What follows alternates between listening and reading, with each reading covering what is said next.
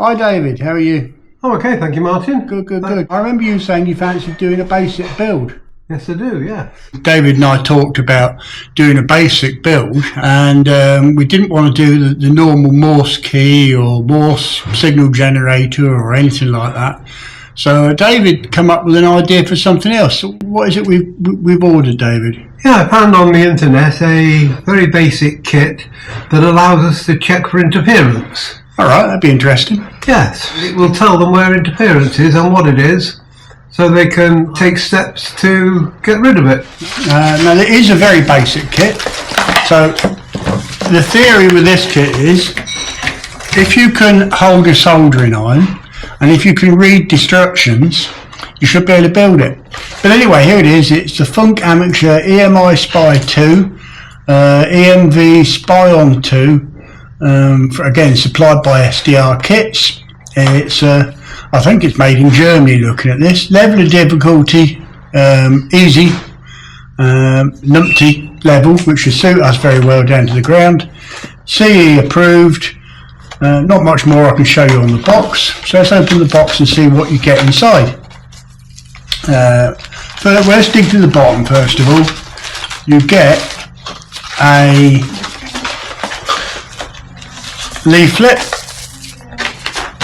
telling you all about it, which is step-by-step assembly instructions, which doesn't seem to be that much of it. You get a booklet, again about assembly instructions, which, as you can see, has got some really nice colour diagrams and photographs in it, and explanations of how to build the thing. Now, normally I throw instructions away, but if you want to build something and you want it to work, I think it's important that you actually read these things, don't you? Yeah.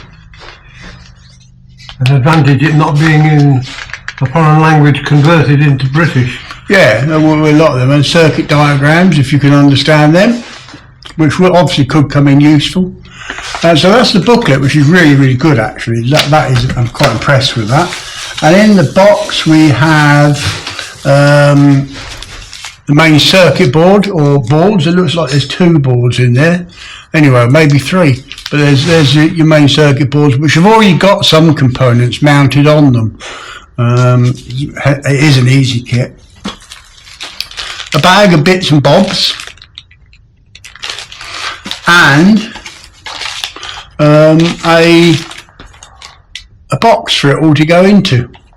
So that's it. That's what you get in your box. So I suppose the next step really is read the instructions and put it all together. But before we do that, what equipment are you going to need to build it? Well, we have got a variety of tools and equipment here. Hang on. Let me clear the table out of the way.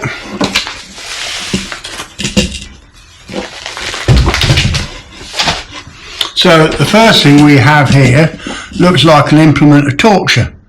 Well, it might well be, we'll find out. But what is it, David? This takes the circuit board between the 2 things. It's totally adjustable up and in and out, so that we have got our hands free to either hold the component or the soldering iron. And the soldering iron, it's better if you hold that, and make the circuit board. It's just an extra set of hands, rather than trying to do your soldering on your table, of course, or holding it in one hand and soldering with the other, or whatever techniques people use. These things are really handy. So that's one tool we will be using. We have also got this gadget, multimeter, lead-free soldering iron. I have seen a photograph on YouTube, or on Facebook actually, which is quite funny, of a lady supposedly working in a factory soldering. If she's holding it like this, I think you might get warm fingers doing that. Obviously you hold your soldering iron back here like that. So that's your soldering iron. Now what this is it's a solder sucker or a desolderer. And the theory is that you push the plunger in, you put that against the solder which you've warmed up the soldering iron, and you press the button and it sucks the solder up into this. And just in case, is very often my case, this is a selection of tools I keep in my office just to do odd jobs. So we might well need long-nosed holders, Snips. cutters, different size screwdrivers. Very essential for me particularly is a set of glasses so I can see what I'm doing at the end of my nose. Bit heavier work. So yeah, just a general selection of tools which we all need. Now, when I was in the army, I was a Royal Electrical Mechanical Engineers. We had a little saying that if at first it doesn't work, hit it with a big hammer. I don't think we're going to need one. That's okay. No hammer.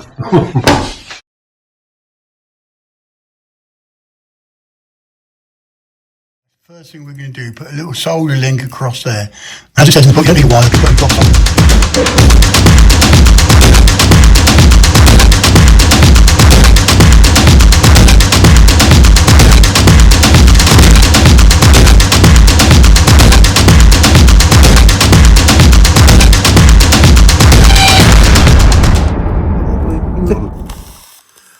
This is the E field.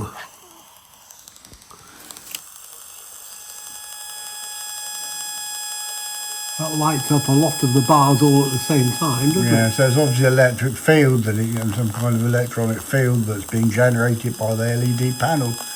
I think we've become sterile because of...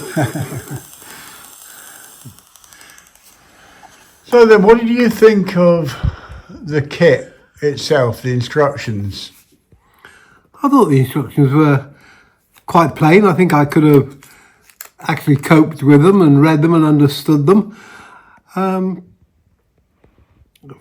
a novice and a first time project, it wasn't odious. It was straightforward. The soldering in parts was a bit close, but nothing bled over, even with a novice soldering. So I would say the kit is suitable for a first-time kit for somebody. And what about the quality of the kit overall? I think the quality is very good. It's it's all written up for you. I think it's possibly a European kit rather than an English kit, because in England I think the bar graph would have been on the right. Just my thing. And to me, I keep tending to pick it up like that, which of course is upside down. I think it just looks upside down that way up, but that's just a personal thing. I think I just think it sort of looks upside down. That looks more natural for a meter that you would use when you look Hang at on, that. we can correct that. They're fine now. We got off to a sticky start, but I think the actual build was, I wouldn't say it was easy because I've never done it before, but I would think anybody that's actually done any soldering, I would think they would find it easy, which is good. A first project should be easy to encourage you to carry on and do something else. So it's just learning how to use it now then, and what it's capable of. Yes, the section on learning how to use it seems to be more complicated than the build.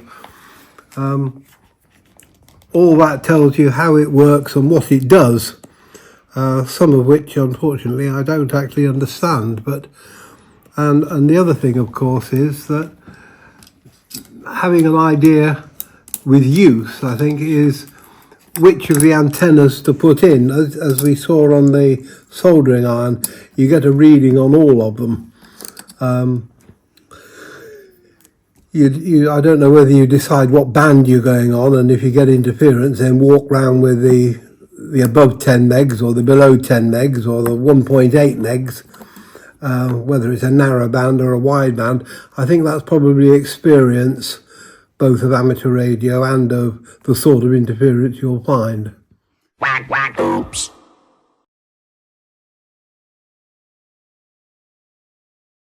The instructions are saying to mark the motherboard with top side on this side and then with bottom side on that side. Like you can't figure it out for yourself, which is the top side and bottom side. Like you can't figure it out for yourself, which is the top side and bottom side. Like you can't figure it out for yourself, which is the top side and bottom side.